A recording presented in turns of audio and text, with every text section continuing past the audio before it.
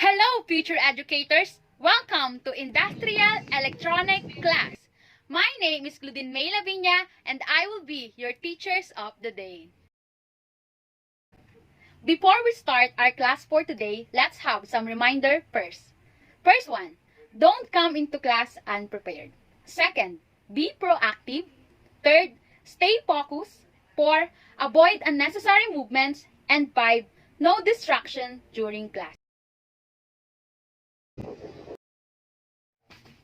Please rise for the prayer.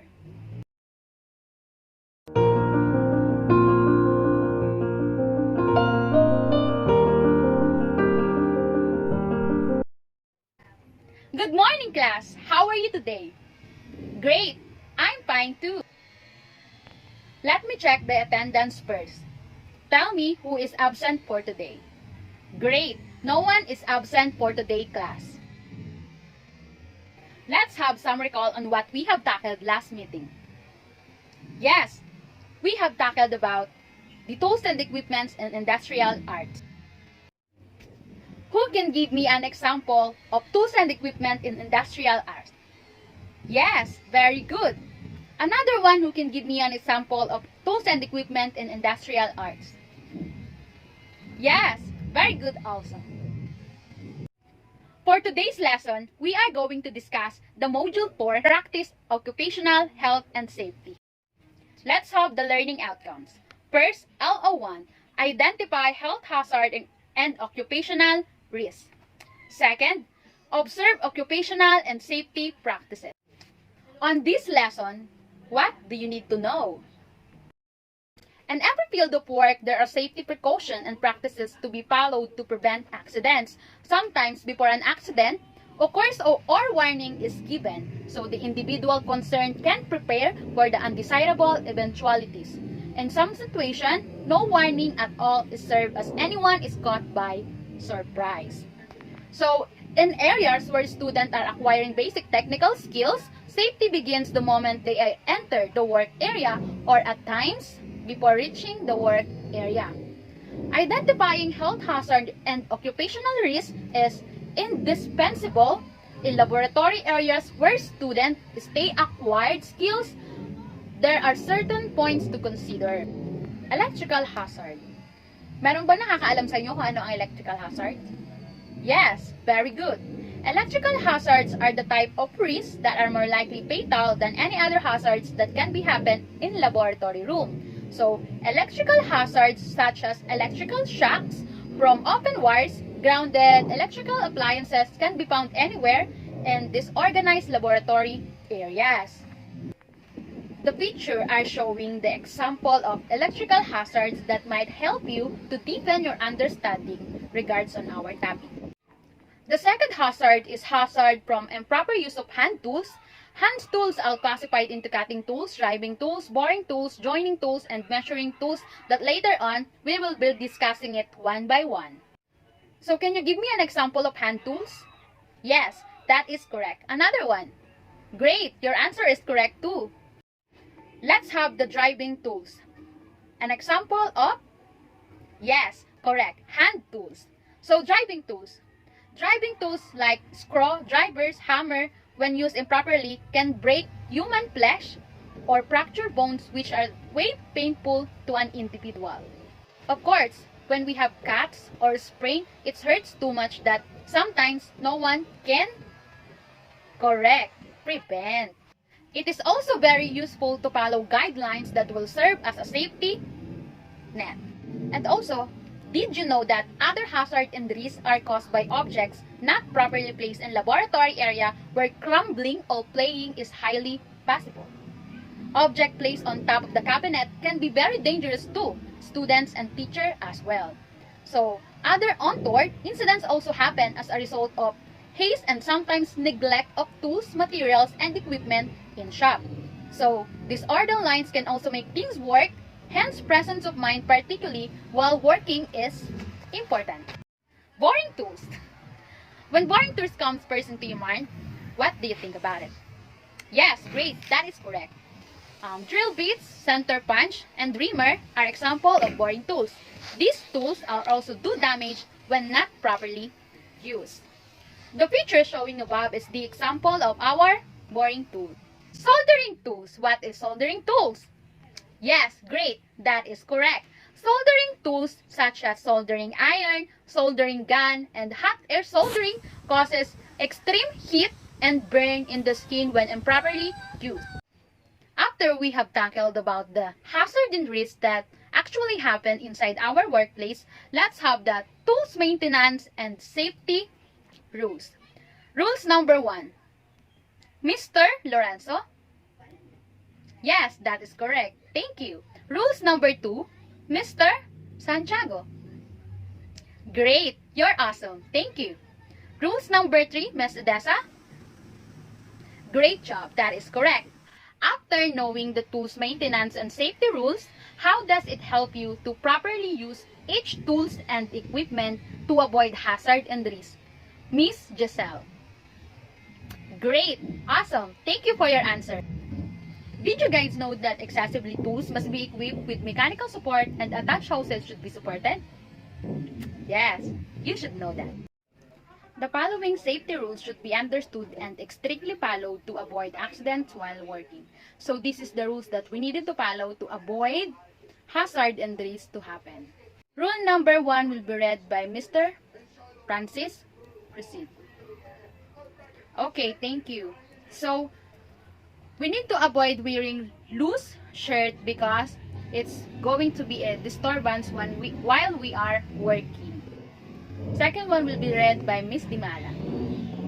Okay, thank you. So, any accident that happened inside the workplace should be addressed and report immediately. So, number 3, never put fastener or any small materials articles in or near the mouth when working. Number 4, never throw tools of any type around. Make sure the sharp edges of cutting tools are always away from the edge of the table or workbench. Kasi, those cutting tools or mga sharp metals can be dangerous and bring harm in ourselves if we put it to the edge of the table, to the edge of any bench work. Number 5, keep working areas clean and free from disposable materials. Yan, we should always make sure that our surroundings or our work area is neat and clean. 6, secure the help of your classmate when carrying heavy tools to avoid accidents. So when you see your classmate or colleagues that when carrying heavy materials, help them to carry it to avoid any accidents or hazard to happen. So 8 will be read by Miss Gonzalez. Okay, do not use tools with loose handles and rag. So yan, dapat daw hindi natin ginagamit yung mga tools and equipment na sira na or luma na, yung may mga kalawang, kasi pag tayo nagkaroon ng cuts or nasakta natin yung ating mga sarili, maaari pa tong magkaroon ng infection or mas malala pa kesa doon. Lastly, number 9, know and observe safety measures specific for each tool or operation. Now let's have safety requirements. For your protection, observe the following safety requirements. 1. Follow all caution warnings and instruction marked on the equipment. 2. Ensure that the voltage and frequency rating of the power outlet matches the electrical rating labels on the system. And 3. Use properly grounded power outlets. After that, let's have safety requirements with the use of personal protective equipment. Hand tool design, selection, and setup. Number 1, weight. Use the lightest weight tool possible to avoid injury. In this matter, we don't usually use heavy tools to avoid injury and hazard and risk to occur.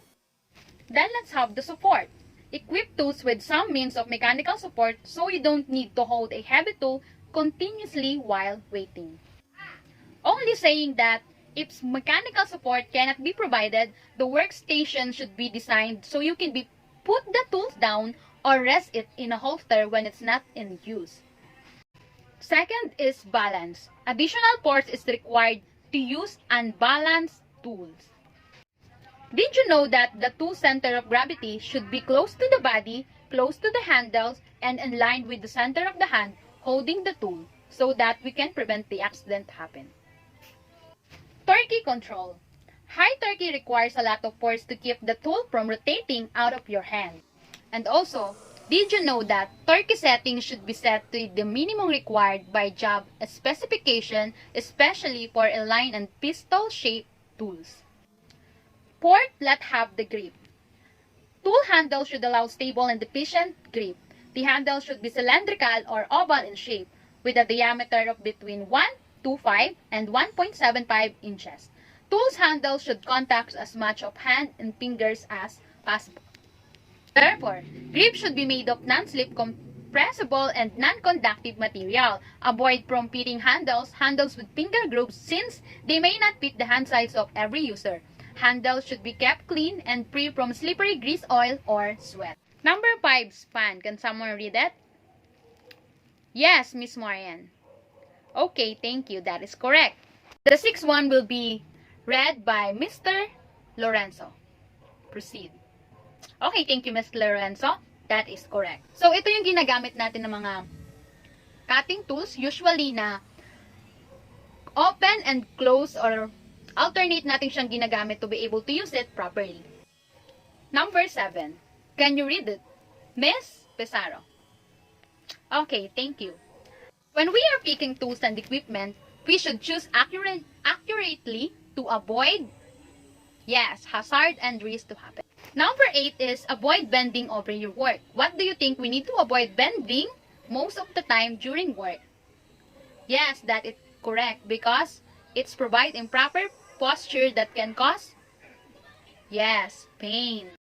9th is avoid overhead work if possible. Use a ladder to reduce the need for outstretching arm. Ito yung karaniwang ginagawa natin when we are reaching something. Halimbawa, we are going to pick a tools that is over our head. We usually use this and like that and so on. To avoid, hurting ourselves and stretching too much our arm, we need to use a ladder. The 10th is keep the elbows close to the body. What do you think we need to keep our elbows close to our body? Yes, Mr. Lorenzo? Well, very well said. That is correct. So let's proceed to number 11.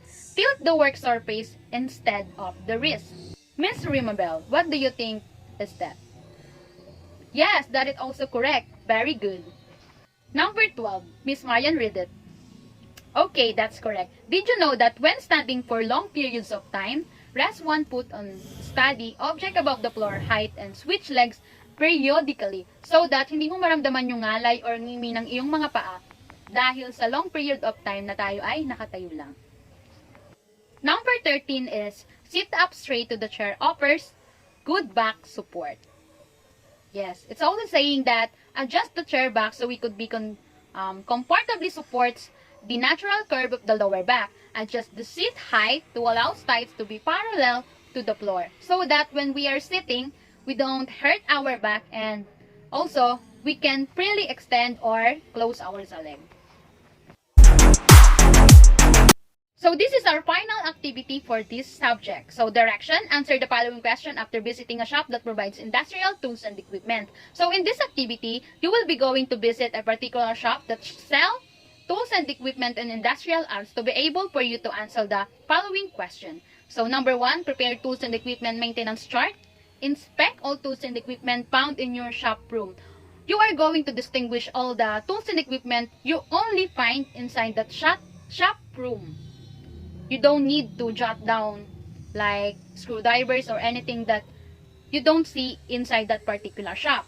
So number 2, indicate which one are cleaning, repairing, rearranging, and labeling.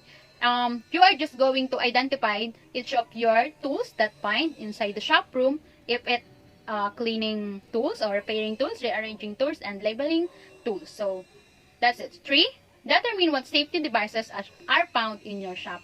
So in the particular shop that you have visited, you are just going to jot down any safety devices that you have found. So 4, identify health hazard and occupational risk found in your shop room. So you are just going to identify hazard and safety risks inside the shop room you have going to visit. And that's it for our activity. Clarification, question, and suggestion, you can message me, DM me, PM me, or email me. So that's it for today, class. Goodbye!